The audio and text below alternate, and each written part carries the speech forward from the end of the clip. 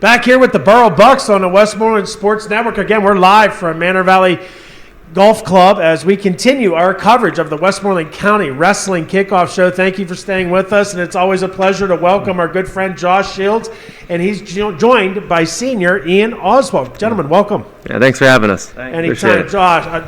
You guys just continue to make it happen in the postseason. I say it again and again, but in February, something happens out there in the water. And Burrell, you guys wrestle a meat grinder of a season. You don't shy away from competition. Talk a little bit about that in last year's season. Kind of do a recap for us. Yeah, certainly. Like I said, as always, we try to test ourselves against the best teams in the state to really prepare us for the postseason. Whether that's dual meets against Waynesburg or Kiski. We had that last year. You really learn a lot throughout the regular season by testing yourselves against those teams, and that prepared us for the postseason, where once again I think that's when we wrestled our best. We won our 14th consecutive WPO championship, and then we went up to the state tournament, and then we fell one match short. But obviously disappointed that we didn't come home with the state medal, but if you would have told me where we were at in the beginning of December, if we would have finished top 6 in the state, I would have been proud. So though we came up a little short, we were right there. We were in the mix, and to come home top 6 in the state is a heck of an accomplishment. And ultimately, that really prepares our individuals for the postseason. Like I said, where we really we finished the season strong. We had 4 guys qualify for the state tournament. 2 guys, Ian and AJ, finished the state runner-ups. So Ricky Froese, who's now graduated, ended up placing in the state tournament, plus Nick Salerno qualified for the state tournament. So we really had a good ending to our season, and we're lucky enough to bring 3 of those guys back, Ian, AJ, and Nick. So we're looking forward to getting the season started. All right, Ian, talk a little bit about your season last year. Again, I didn't get to see you since you finished second. I know that wasn't your goal, and you'd almost rather take third than take second, and only wrestlers will understand that comment. But talk a little bit, recap your season last year, and then bring us into this season, how you've prepared for it. Well, I think my season last year was full of a little bit of ups and downs because I took a good bit of losses last year. But I thought that it was overall a gain in my wrestling because I started being more offensive and going on the attack more, less defensive, trying to grow more as a wrestler than overall just trying to win matches by skin of my teeth, So, I thought I wrestled pretty well, and I was picking it up towards the end of the postseason, and I thought I was where I needed to be, and I just fell short, and, it just made me want it more, throughout the summer, and obviously with COVID, I didn't get to do as much training as I really wanted to, because coming into your senior year, that's where it, kicks in, you're like, this is my senior year, I gotta go, so... you only understand that, when you are going into your senior year. And I think with everything that I could have done, I think I've done a good bit, and I think I'm prepared for what's to come this season. I'd like to preempt one of your statements. Yeah, you took some knocks last year, but you took some knocks to some pretty stiff competition, in the word of one of the best kids in the country. So, when Ian says that, he did lose some matches, he didn't lose to just some Joe out there. He lost to some really stiff competition, and we love covering your matches. Go ahead, Jeff. Yeah, you mentioned something about you took a lot of losses, but you still have compiled one impressive and heck of a record in being 140 and 21. Yeah, so something like that. You weren't really going for the easy matches last year, and that started out right out of the gate against Waynesburg, who you probably should have wrestled Cole Hammett, but you ended up. I don't know if you planned this to bump it up against the competition, but you wrestled Sammy Henson right out of the gate, right off the bat. And forgive me, I don't remember the score, but wrestled very tough against who was, I believe, Sammy was a state champ for AAA. So you weren't shying away from the get-go. You were doing the right things right out of the gate, going against the tough competition. Some of the losses that you have were by 1 point. You wrestled a lot of close matches. Correct me if I'm wrong, but in the county match, you had 2 1-point victories in the semis and finals?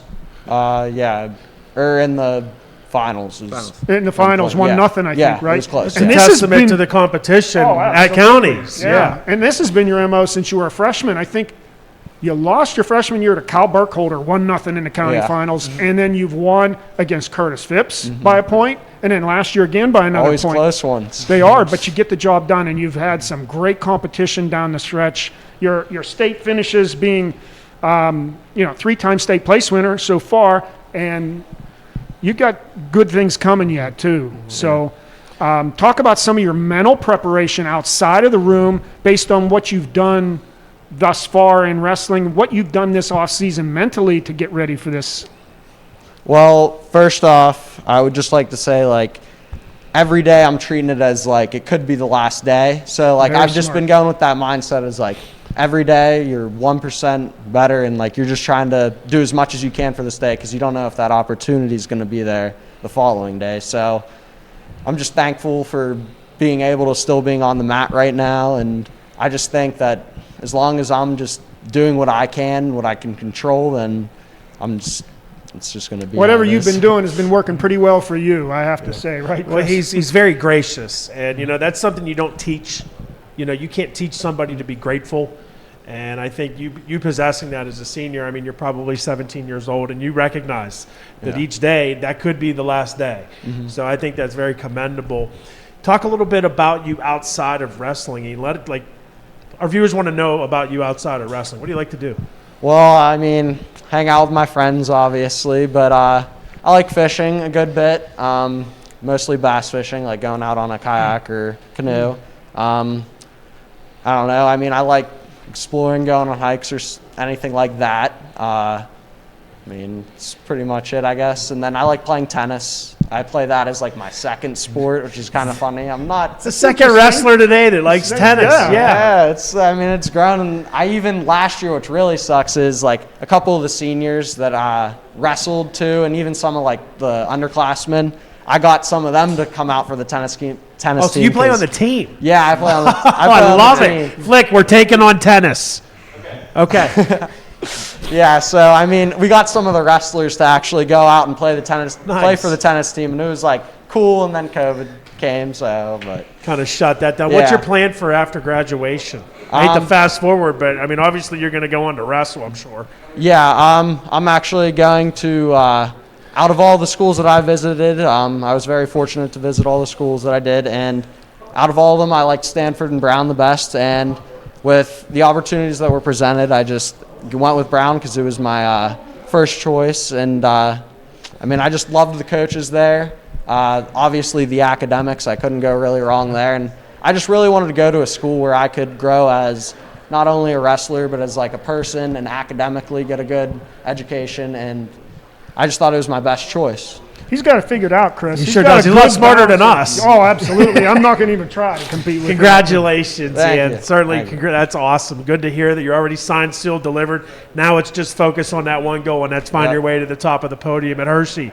Coach Josh, tell us about you outside of wrestling. Yeah. I know you're a hunter. We've been exchanging some pictures here the last couple days. But we were talking off air, too, about your personal life at home. Tell Right. us about that, because that's Yeah, huge. So pretty much last year during the county tournament, my son was born, Laker James Shields. So this year with all the things that are going on with obviously the pandemic, it's a terrible situation. But the time I've been able to spend at home with him, is something that I'll never be able to get back. So even though it's sucks with what's going on, I've been fortunate enough to spend really the last 9-10 months at home with him and get to see him each and every day, which I know in 2 or 3 years that's time I'm certainly not going to have. So that's been a whirlwind. Like I said, he turns 1 January 3rd. Wow. So every day goes by, and he's a maniac, man. He's all over the place. I'm sure He's a at, Shields. I'm sure he's at home watching this, crawling all over his mother. She's probably wishing he's in bed right now. But yeah, it's been a heck of an experience, and I just can't wait. Like I said, he grows older each and every day, but I'm gonna cherish each and every minute that I have at home with him now. That's awesome. Now, Laker, his Laker, first correct. name. I love it. Are there any Mercyhurst ties there to that Yeah, name? obviously there's that connection. I went to Mercyhurst, and obviously their mascot is the Lakers. But yeah, it was just one of those names that I think the wife threw it on the board one day, and we kind of thought about it. We looked at each other like, we both kind of like that name. I And like it. That's obviously why I wanted to everyone's say like, that. oh, are you a basketball fan? Absolutely not.